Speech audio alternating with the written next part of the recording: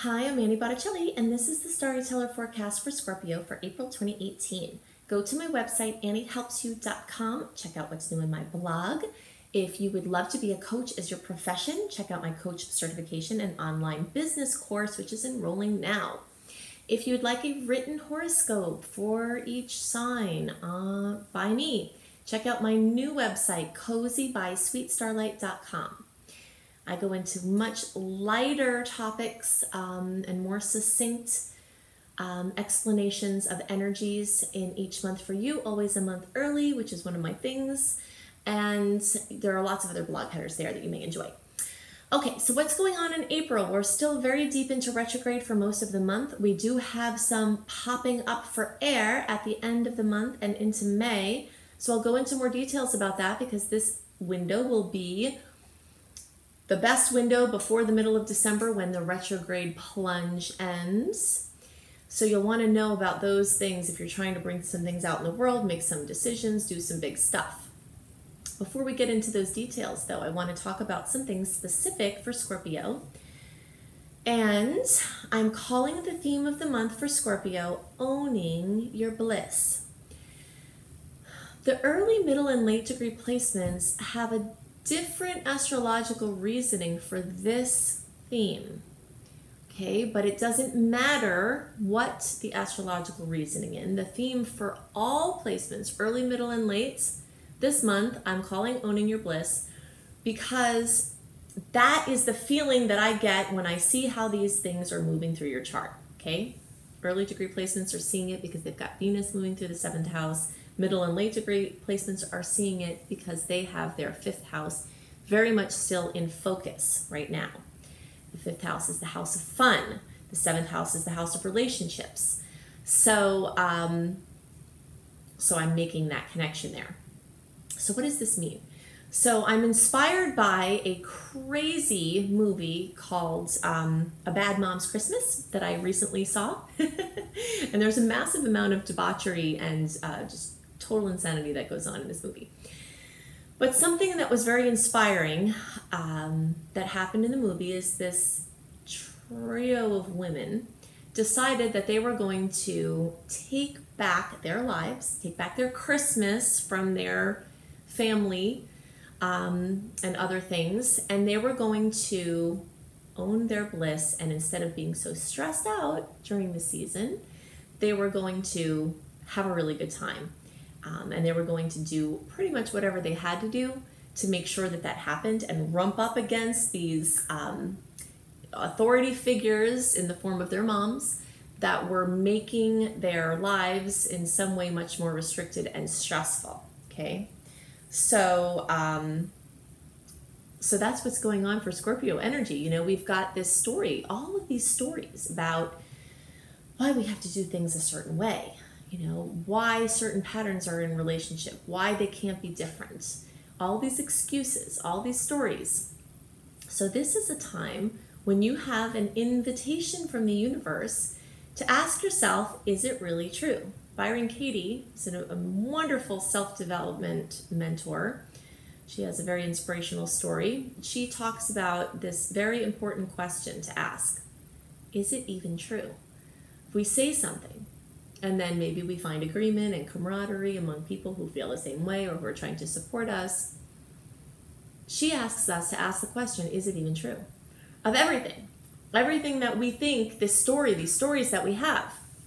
So at this period of time, you can systematically go through all the places in your life that are not as blissful as you want them to be and figure out how you're going to go step by step and take back bliss in your life in all of these areas of life. The retrograde energies are going to be very helpful in the way that they'll bring up conflict and old patterns that are not blissful. In some cases, it can bring back romance and love and fun and bliss from the past. That is a possible manifestation, and some people will experience that. But even if it occurs that way, going back to owning your bliss from the invitation that comes from the things that come from the past, this is still the theme. Okay, so your mission, if you choose to accept it, is to figure out how your relationships and how everything else in your life can be more blissful, and what you personally have to do in order to make that happen, and what resources you need to be able to support that happening. Okay, so own your bliss. That's the main theme of the month. Now, some other themes that could come up, and these are especially for middle and late degree placements. To figure out if you're an early, middle, or late degree placement, you will look to see where your birthday is. First 10 days of the sign, early degree placement. If you're watching for 0 to 9 degrees for your rising sign, that's early degree. Middle 10 days of the sign is middle degree. 10 to 19 degrees is for your rising sign, middle degree. 20 to 29 degrees for your rising sign, or the last 10 days of the sign. Why am I confusing you with this? Because I am an astrology educator. Overall, of superseding my astrology work, I want to educate people on how to use this art and science for their benefit and others' benefit too. So I don't want to just tell you what's going to happen. That feels to me like it's very disempowering. I want to help you ask different questions through a deeper understanding of this tool. Okay, so in order to do that, you have to know where you are on this spectrum, because your chart in many cases is going to look anywhere from a little to a lot different depending on where you are. And why is this? So I'm using the analogy of this rotating restaurant that is not too far from where I live. So if you're an early degree placement, you're at the table that is first in the rotation. So when you're starting to turn this way, you see this whole new view that you didn't just see before, right? So the people at the middle degree table over here, they can kind of see that view a little bit. But the people at the late degree table, which is last in the rotation to move around, they can't even see that view. Can't even see it coming yet. Okay, so late degree placements, your chart's going to very likely look very different than the early degree placements, and sometimes the middle degree placements. Okay, so now that we understand why we're talking about it that way, there are certain common themes that we can tie together, like I just did with the owning your bliss, from different placements for the different signs. I mean, the different placements. But still, when you look at the overall picture of your chart, there's energy clustering in different areas, depending on where you are in the degree. Okay, so early degree placements are starting this movement into the 6th house. The 6th house has to do with your daily routine, and this is coming soon for you middle degree placements are starting to. Okay, so early and middle degree placements are already really starting out the month with the 6th house focus. Middle degree placements also still have some energy in the 5th house, but late degree placements, you're full on energetically in the 5th house, okay? So what does that mean? Let's go back to the 6th house for the early and middle degree placements. 6th house focus has to do with what you do every day. This is your mundane reality, it's called. It's your daily experience. So if you have a job, then your office would be your 6th house. You know, if you work from home, your work schedule, your yoga schedule, whatever you do every day is your focus for the 6th house. Pets, animals, things that have to be taken care of regularly, practices, meditation, health, doctor's appointments, labs, things like that. That's all in the 6th house. This also has to do with your organization or lack thereof. So you've got this tremendous focus building on getting yourself more organized, getting your space into more coherence, and creating this platform to jump deeper into relationship with, okay? Because that's the theme that's starting. Relationship stuff is starting to get sprinkled in. You've got to attend to certain things in your immediate circumstances. And then the degree to which you can get those managed is the degree to which you can push this coherence into your relationship space. You later degree placements, you still are full on in the 5th house. The 5th house has to do with kids, creativity, the whole conception, pregnancy, birthing process of a person or a project. Creative projects can be babies too in this house. Fun for the sake of itself, romance, all of these things are highlighted, especially for your late degree placements. You early degree and soon to be middle degree placements might see some of this from the love and romance standpoint because of the 7th house Venus energy, okay? But it's coming from a different area of the chart. So creativity will abound. Things from the past involving creative projects, children, lovers from the past may very well pop up. And unfinished business on the levels of creativity, children, and your romantic partners are very likely to come up. And that gives you an opportunity, again, to own your bliss, right? Okay, so those are the things that are most on my mind for Scorpio placements. Now I want to go in great detail about the dates of the noteworthy transits, what those transits are, what I think you can expect from them, the general theme of the month, which is delicious containment, and what that is and why I'm calling that theme of the month for everyone that, and how you can best use this powerful month and some also open window energy that will start at the end of the month. So we'll go into all that now. So the theme of April 2018 for all signs is delicious containment.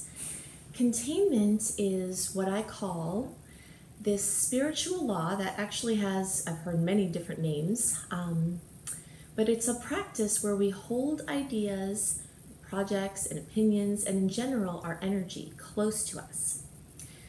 The understanding of this is twofold.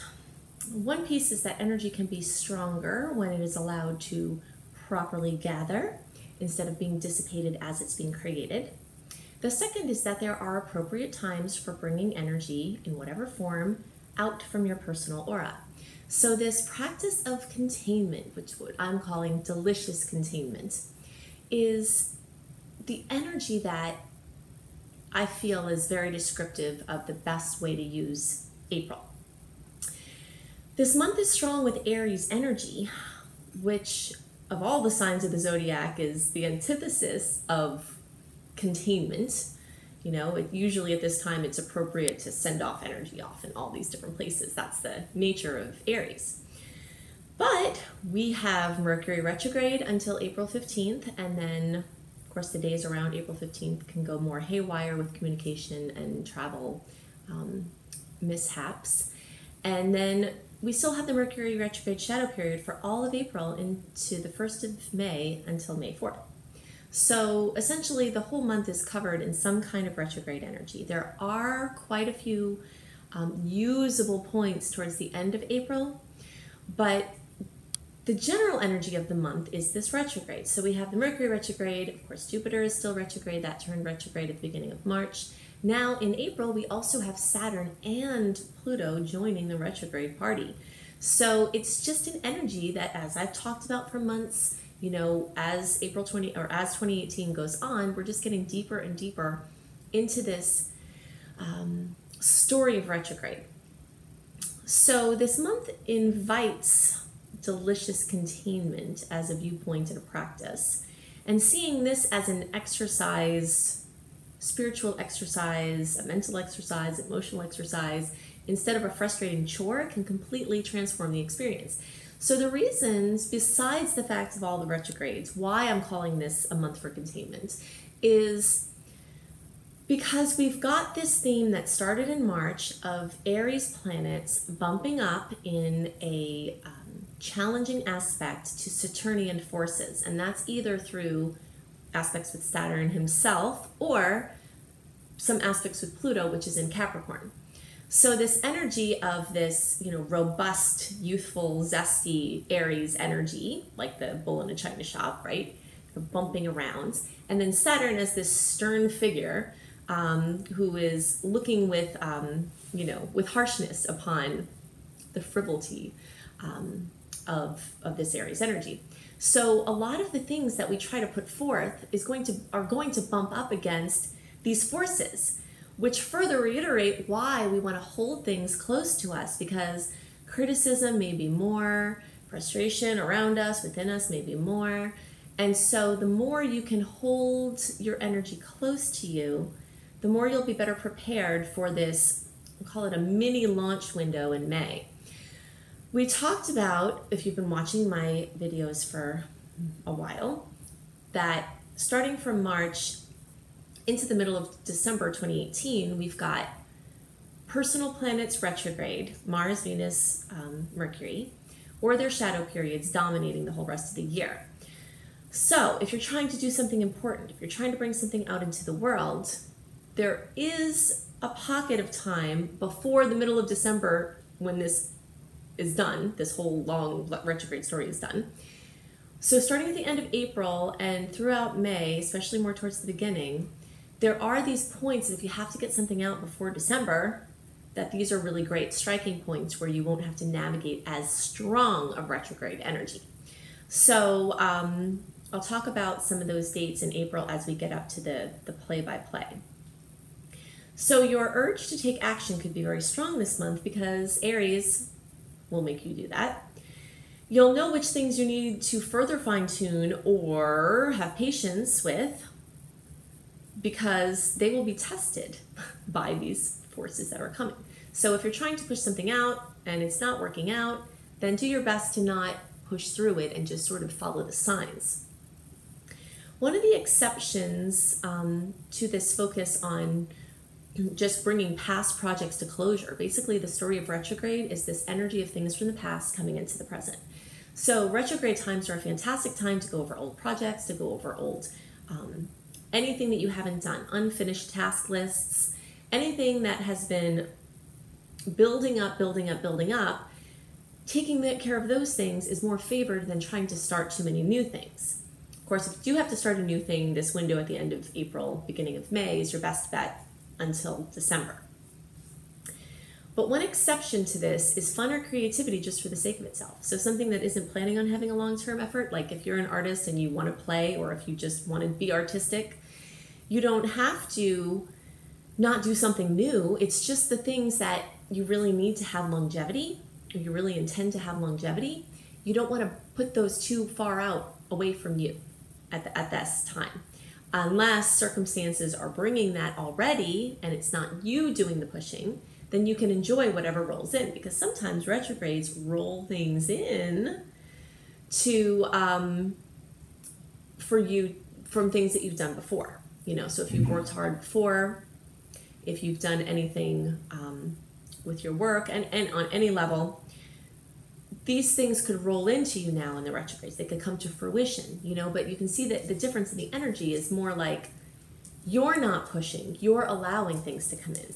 I very much like the analogy of the spider for this period of time, because the spider creates the web and then just hangs out and waits for food to come to it. And that's what these retrogrades are like. So the things you put into motion, you can continue working with them. Business as usual, continue working with that, you know, and otherwise focus more on the things that are coming to you and having fun. So anything as far as fun and creativity, just for the sake of itself, that's great for now. There is a dominance of earth energies this month, starting with the Taurus placements as well as the aspects with Aries and these Capricorn placements. So this is bringing the caution to maintain practicality with the pursuit of fun and leisure, because reckless actions are not very well supported at this time. But adventure and impulse and randomness could have its place as long as caution and practicality are sisters in the venture. Okay, so in summary, productive projects, especially ones with an eye to the past, are best done now, where you're not pushing too hard in areas that don't seem to flow, taking action on unfinished business, researching, doing work on ideas, opportunities that came up before this time, to use this combination of action-oriented and backward-focusing energies. It's also extra prudent to put extra effort into guarding your body, especially your head. As Aries rules the head, and there are some challenging aspects with Aries throughout the month, especially the earlier half to 2/3. Okay, so why is May my favorite month for launching something between now and the rest of the year? It's because as of May 4th, Mercury retrograde will be clear, so you won't have to contend with that for a while now. But then on June 26th, Mars goes into retrograde. I happen to love Mars retrograde now. I have Aries rising, and Aries and Scorpio people are most affected by the Mars retrograde, although everyone is affected.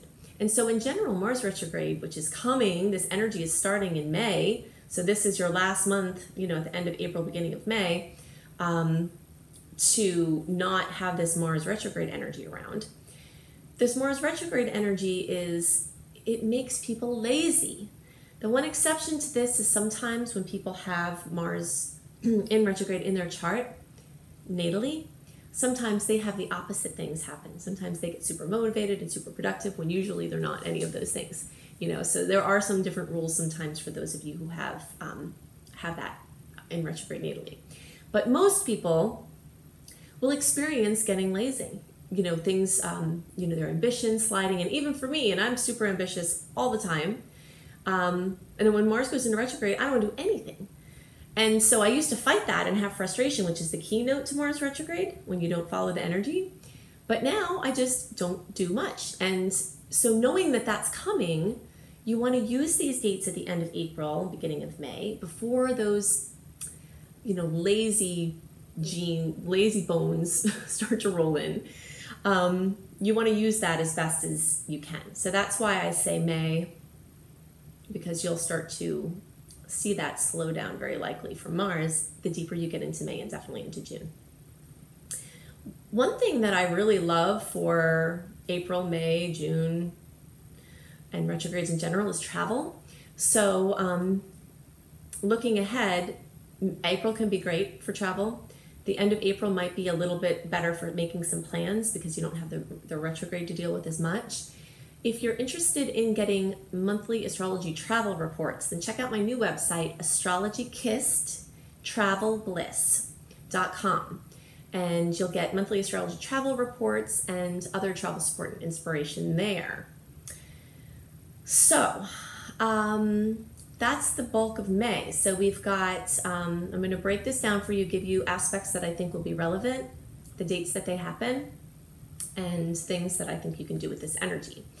If you'd like a written version of this general transit review, including these dates that I'm going to talk about, you can go to my website, anniehelpsyou.com, and you can sign up for my free email newsletter, and that will get you access a month ahead as usual, plus the current month, to this general transit reading in a written form, which some people really appreciate because sometimes hearing it and trying to keep track of all of it is difficult. So you can catch that at anniehelpsyou.com.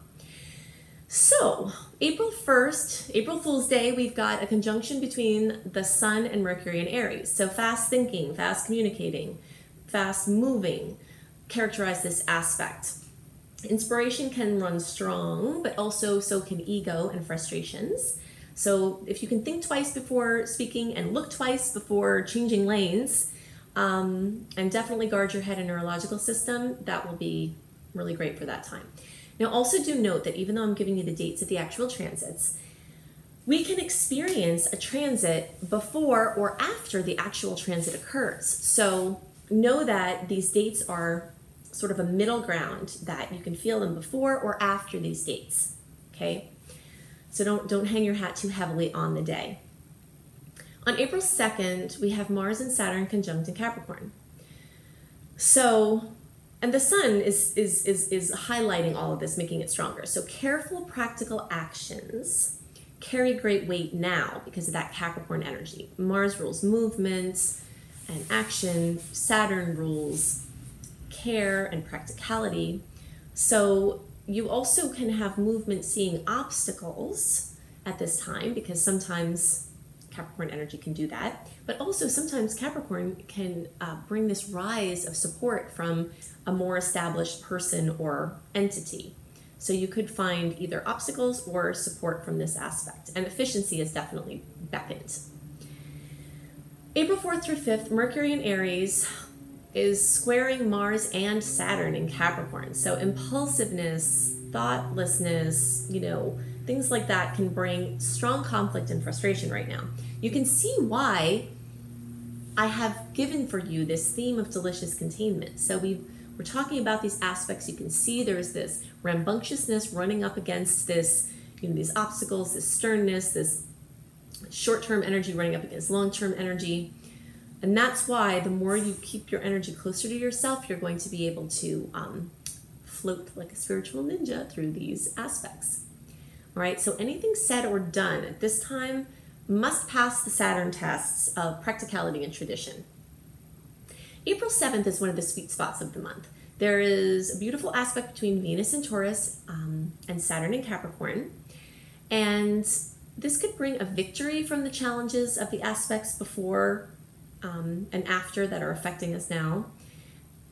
And as the theme of the month is, well thought out and careful planning and action will win over frivolousness at this time.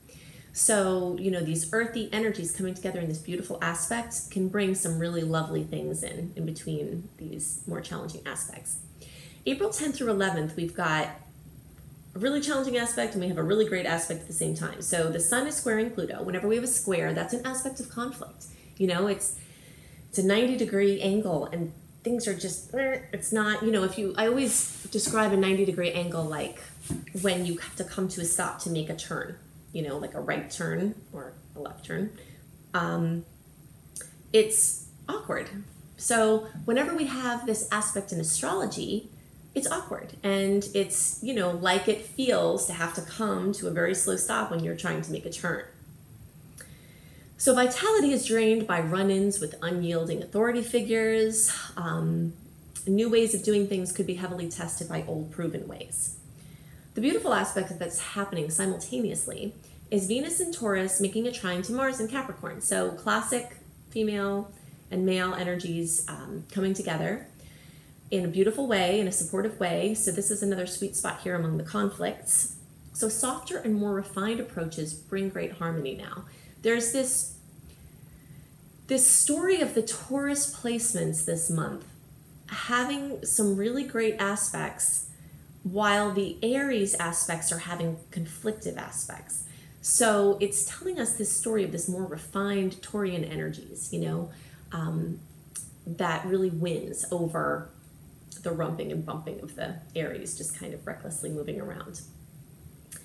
So on April 12th, we have another Venus in Taurus beautiful aspect with Neptune. So sentiment and groundedness are blending nicely at this time, and hard work that carries heart is the best way to go. Okay, so things also rewarded now are the care of the senses and emotions. When we're combining earth and water energies, speaking to the hard work aspect within the heart aspect are going to be the best ways to use that. On April 14th, we have another great aspect, which is Mars in Capricorn making a great aspect to Neptune in Pisces. So this transit favors calm consistency, but working towards idealistic ends. This theme of earth and water in a beautiful aspect is strong this month at the same time as the other aspects.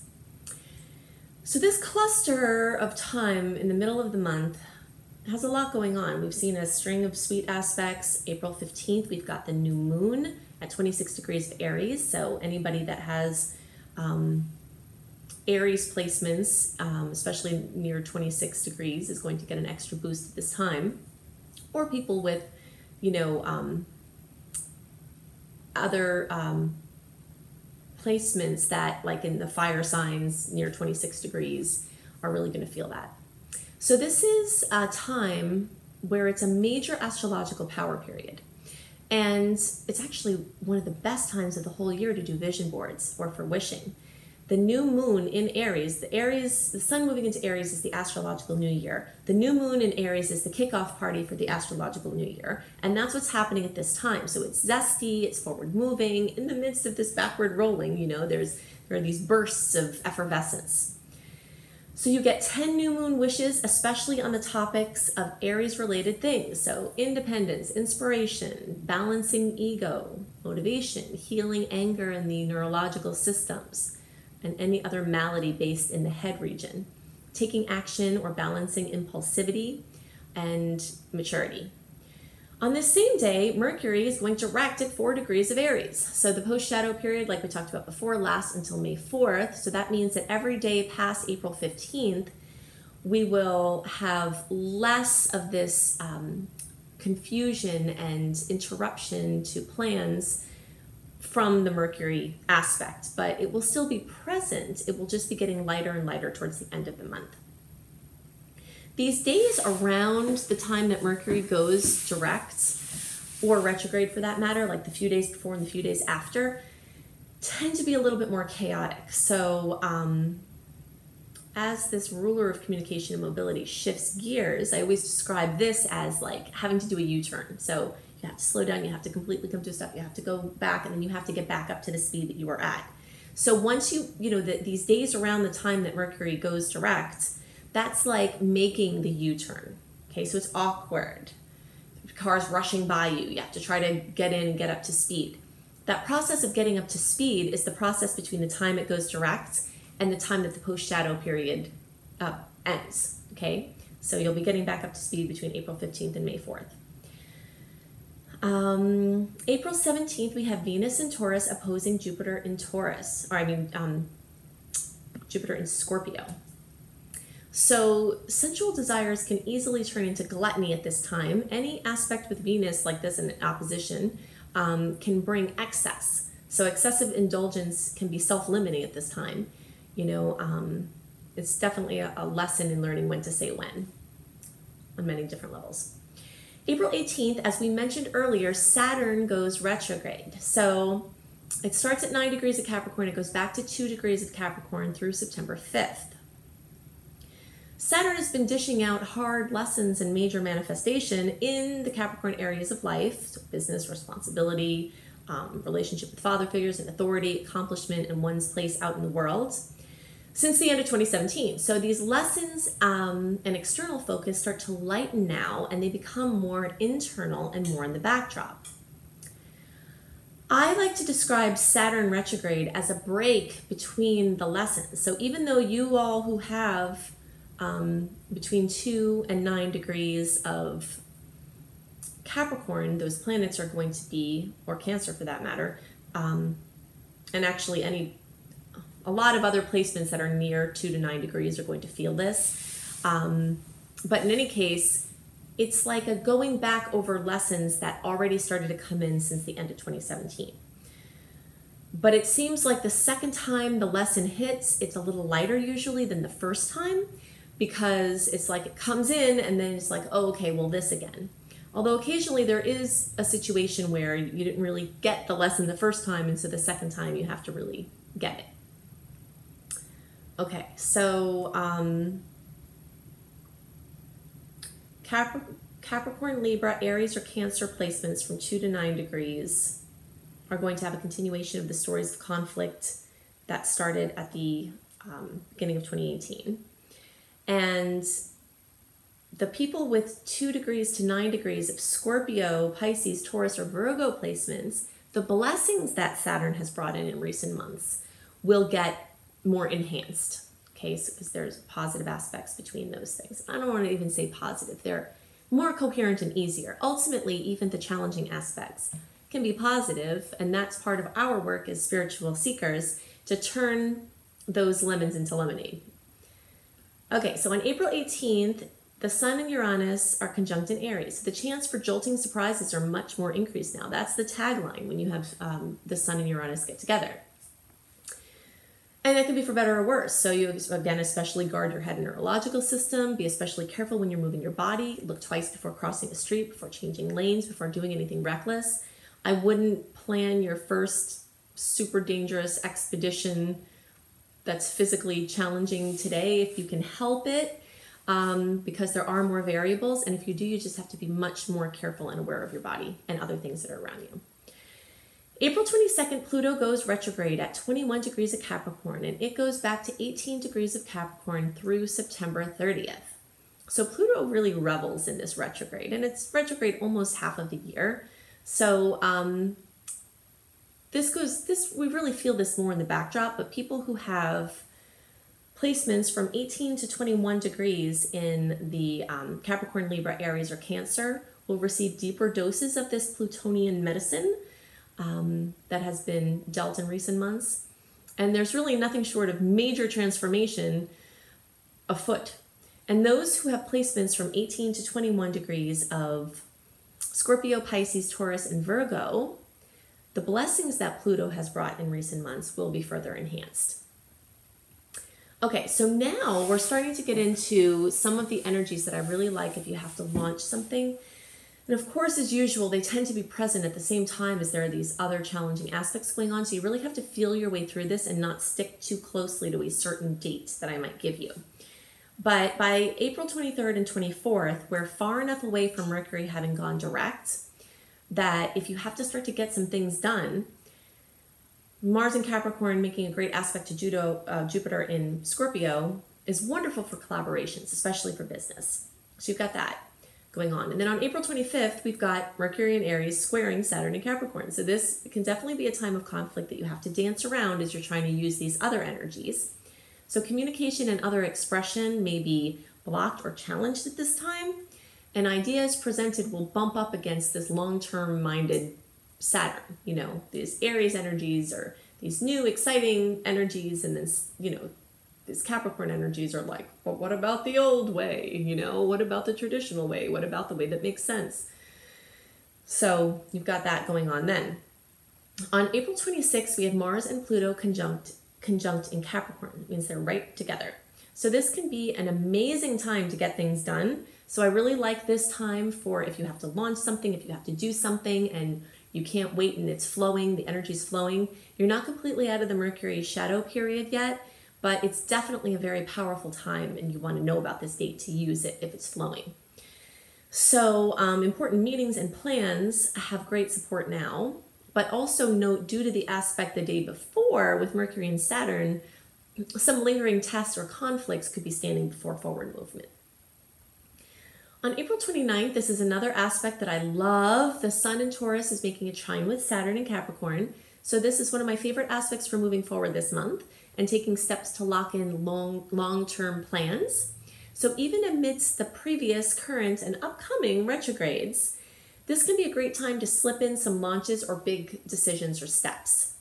And this coincides with the full moon at 9 degrees of Scorpio, which can bring fullness, completion, fruition, and possible drama to all things Scorpio. So intimacy, sex, power, collaboration, sharing and merging of resources, inheritances, loans, credit, debt, marriage, esoteric topics, psychology, astrology, mysteries. All of these areas, you might see some fullness, things being brought to light, coming to a head to be dealt with, or something worked on coming to fruition. So those are the aspects that I find most noteworthy this month. Definitely go to anniehelpsyou.com. Check out my courses at my Shine Your Brilliance University. I have a vocational school where I can help train you into your new field that you love if you're in resonance with what I teach. I also have my Astaria School of Practical Magic, which is a wonderful esoteric school that helps you bring the less tangible understandings and wisdom of the universe into your tangible reality. Also, I have my website, Cozy by sweetstarlight.com, where you can get written horoscopes each month, which are much more succinct and lighter than the deep details that I go into in my videos. So you can check out cozybysweetstarlight.com for your monthly horoscopes, always a month early, plus lots of other blog headers there. And if you would like a reading, then definitely contact my husband, B.R. Newman, at iamhelios.com, IAMHELIOS.com, and check out his website and all the offerings he has there, including tarot scopes and some really awesome choose your own tarot adventures. So I hope you have a wonderful month, and I'll see you next month. Bye.